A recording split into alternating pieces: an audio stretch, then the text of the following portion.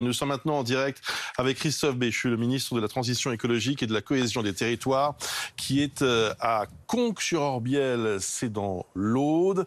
Et cette visite est un événement, bonjour Christophe Béchu, parce que certains vous ont reproché d'être un peu trop absent durant l'été, alors que les phénomènes climatiques se sont multipliés, évidemment canicule, sécheresse et autres incendie. Avez-vous un peu trop abusé des vacances ?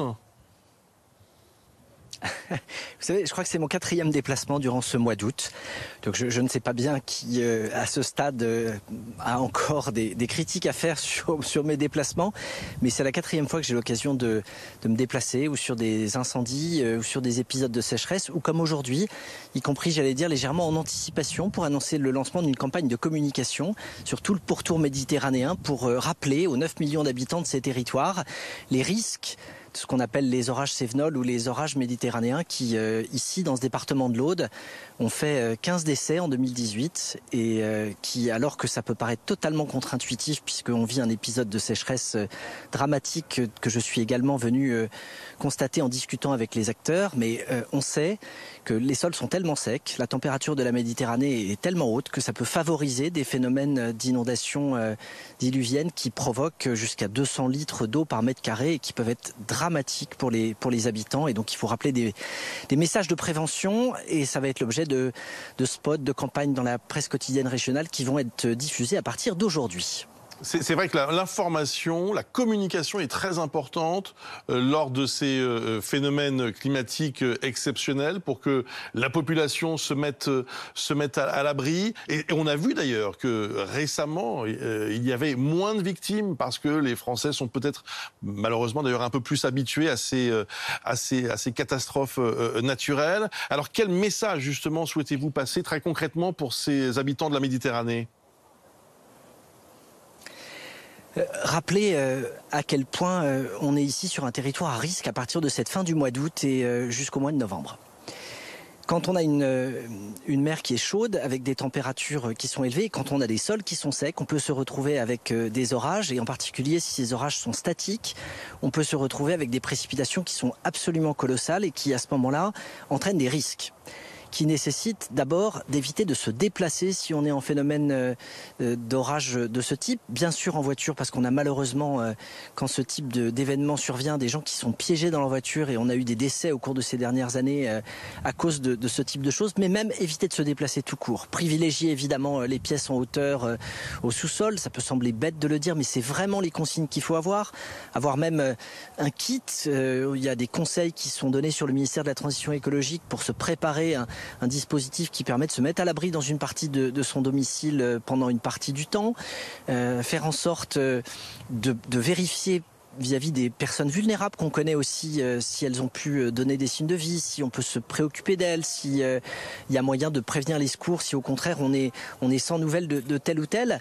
Je le redis, même si on a connu une année 2021 sans drame, on a eu la tempête Alex avec 10 décès et 8 disparus en 2020. En 2018, c'est ici dans ce département de l'Aude qu'il y a eu 15 décès. En 2015, c'est 18 décès dans le département des Alpes-Maritimes. Et malheureusement, toutes les circonstances climatiques sont réunies pour qu'on se retrouve à nouveau cette année avec des épisodes très violents de ce type. Et comme les sols sont très secs, ça accroît considérablement le risque de ruissellement et donc ces phénomènes d'inondation qu'on constate dans cette partie du territoire.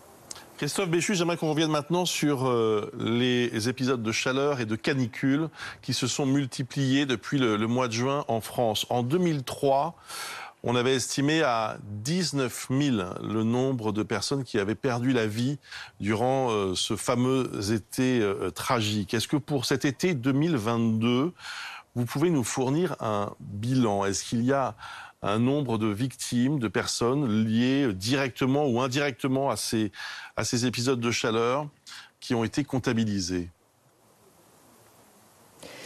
En 2003, on a une canicule qui a frappé notre pays et qui a fait l'objet dans un premier temps d'une surprise, presque d'un déni, en ne se rendant pas compte de ce qui se jouait. Depuis, il y a des quantités de plans qui ont été mis en place à l'échelle des communes, avec en particulier les régimes des personnes vulnérables, avec les pièces fraîches qui sont rendues obligatoires dans les EHPAD, dans les foyers logements, avec une politique de suivi, de démarchage téléphonique par les CCAS pour vérifier, avec des rappels en termes de campagne de prévention et d'information auprès des habitants pour se préoccuper de la porte close sur leur palier ou dans leur rue. Et même si on sait, les chaleurs, notamment les chaleurs extrêmes, peuvent causer des décès, y compris quelques-uns dans des situations de travail qui ont pu être médiatisées, on a néanmoins progressé en termes de résilience sur ces sujets. Mais il y a d'autres risques. Et comme vous l'avez très bien dit, on a aujourd'hui davantage de vagues de chaleur, plus de canicules. On a vécu un été de ce point de vue 2022 et il n'est pas terminé. Vous savez qu'il y a une vague de chaleur qui sans nécessairement être une canicule est à nouveau en train de frapper une partie du pays. On a une multiplication de ces vagues de chaleur qui provoquent une sécheresse des sols et qui ont par exemple donné un terrain particulièrement favorable à la propagation d'incendies. Là aussi sans victimes humaines mais avec des conséquences pour la faune, pour la flore, pour la biodiversité, pour des quantités d'activités humaines.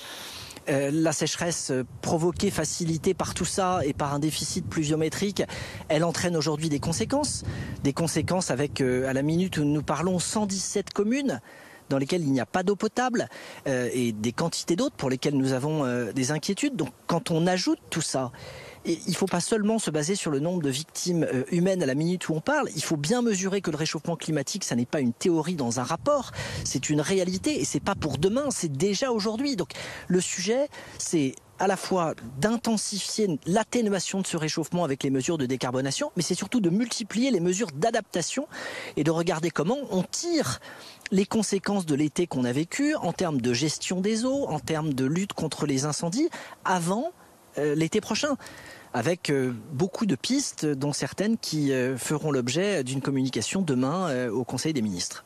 Alors justement, que faut-il faire? On entend des propositions depuis quelques jours, interdire les jets privés ou les super yachts.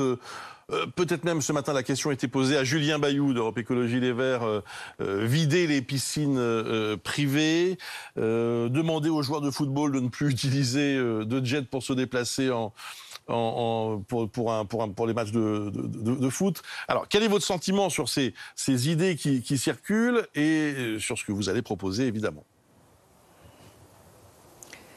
L'écologie, c'est pas le buzz. On peut parler des jets, des yachts, des piscines, des greens de golf. Ça frappe l'opinion. Et ça, vous pouvez être certain que vous aurez des reprises sur les bandeaux roulants des chaînes d'infos en continu. Le sujet pour les 68 millions d'habitants de ce pays et plus largement pour les milliards d'habitants que nous sommes, c'est l'habitabilité de la planète. Et à court terme, après et pendant un été comme celui que nous vivons, c'est le fait d'avoir un plan d'adaptation dans lequel on ne pointe pas du doigt un comportement à un moment, mais dans lequel, globalement, c'est la totalité de la société qui se met en marche en faisant en sorte de comprendre et de mesurer qu'en termes de sobriété, de lutte contre le gaspillage, on a des enjeux qui sont considérables. Je nie pas l'intérêt qu'il peut y avoir pour quelques petits gestes, mais je vous donne un chiffre pour remettre les choses à leur place. On a, dans ce qui est identifié, dans les secteurs sur lesquels je souhaite qu'on puisse intensifier notre action dans les semaines et les mois qui viennent, la question par exemple des fuites d'eau sur les réseaux d'eau potable. Et je ne suis pas en train de vous parler d'une piscine ou de l'arrosage de quelques mètres carrés, je vous parle d'1 milliard de mètres cubes d'eau pour lequel collectivement nous finançons le prélèvement, la potabilisation et comme on a des fuites dans nos réseaux de canalisation, 20% en moyenne de l'eau potable, elle part dans des fuites. Et ce taux, il peut monter jusqu'à 50% sur certains territoires éloignés, sur lesquels il y a sans doute aussi des besoins d'appui. Voilà un sujet sur lequel, là, on est à la hauteur des enjeux de manière importante et immédiate, en dressant pas les Français les uns contre les autres. On a des enjeux considérables sur l'agriculture. L'agriculture, c'est 45% des prélèvements. Il y a eu un Varenne de l'eau qui s'est tenu en 2021 et qui fixe des objectifs de 10% de diminution des prélèvements agricoles avant 2023 et de 25% à un horizon de 10 ans. voilà des sujets sur lesquels c'est moins médiatique, mais sur lesquels il y a des choses qui se passent. Et pour avoir été aux côtés de producteurs de noix, de producteurs de lavande, on voit la manière dont des quantités d'acteurs sont en train de modifier leurs pratiques et de se mobiliser. C'est cette mobilisation globale qu'il faut qu'on ait, avec un plan national dont on va commencer la concertation, un plan d'adaptation au changement climatique dont on va commencer la consultation dans les semaines qui viennent, dans la continuité de la feuille de route de trajectoire écologique de notre pays donnée par la Première ministre, conformément à la mission qui lui a été confiée par le président au moment de sa nomination. Une dernière question, Christophe Béchu, et on va vous la poser tout l'automne et une partie de l'hiver probablement. Est-ce qu'il y aura des pénuries d'électricité? Est-ce qu'on va manquer de gaz?